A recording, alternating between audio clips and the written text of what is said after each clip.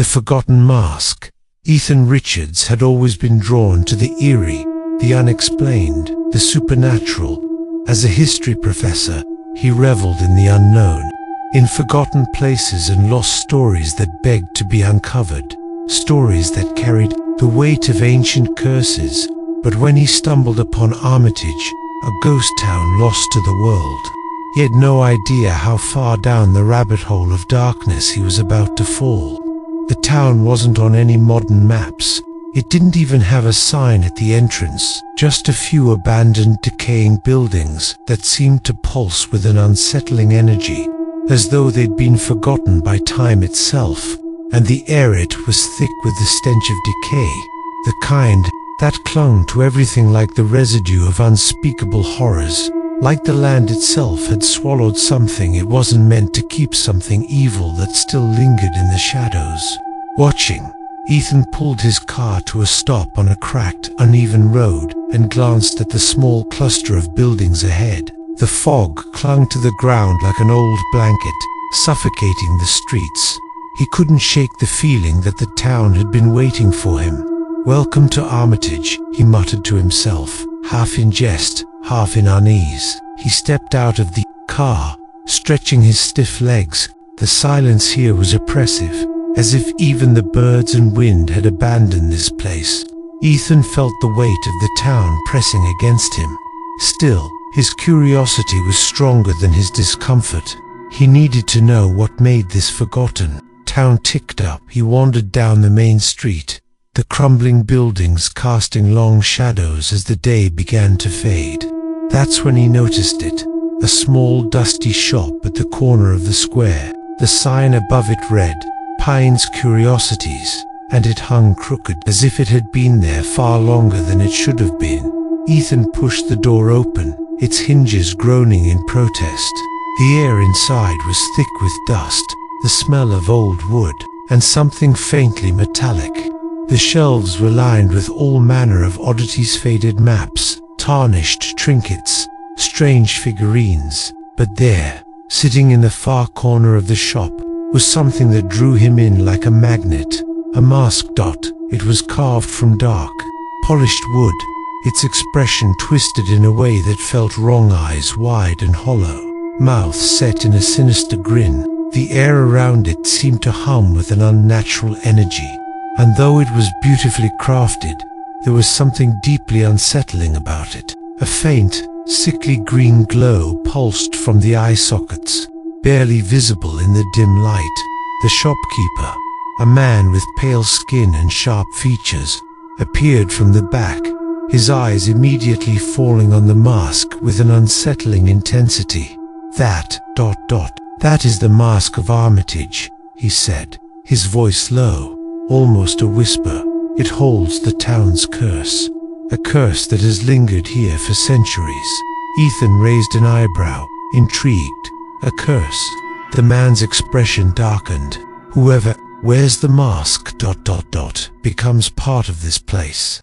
The town's history, its darkness, will follow them, consume them. It's a power no one should seek." Ethan chuckled, dismissing the old man's words as superstition.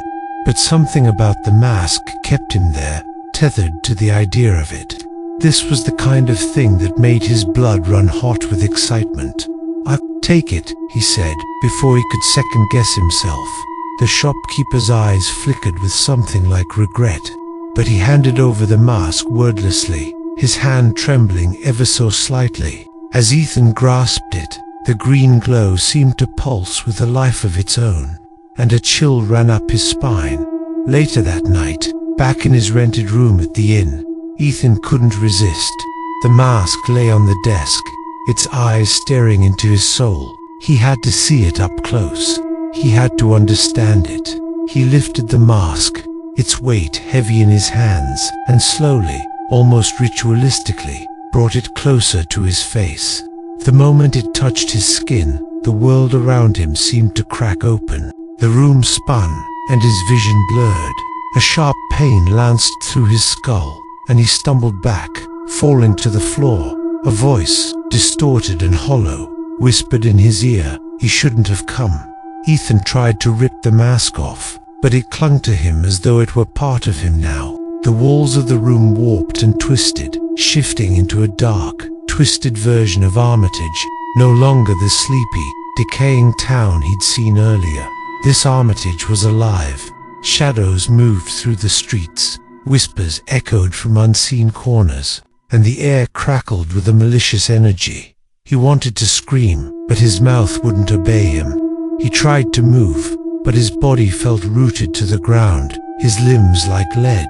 And then, as he looked down at his hands, he saw them strange markings, appearing like burn marks on his skin, slowly spreading up his arms. The voice spoke again, louder this time. "Armitage is waiting for you." With all his strength, Ethan managed to tear the mask from his face and toss it aside. The world snapped back into focus, but the damage had been done. He was no longer in control. The mask had done its job. Armitage had claimed him.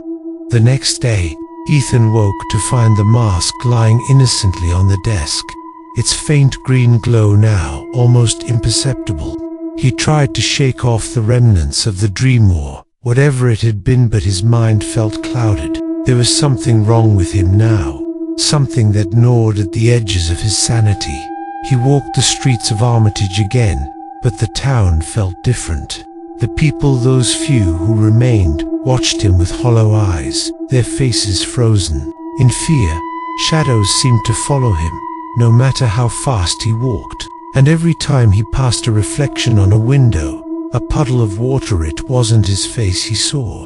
It was something else, something twisted. That night, the whispers returned, louder now, impossible to ignore. "You belong to us."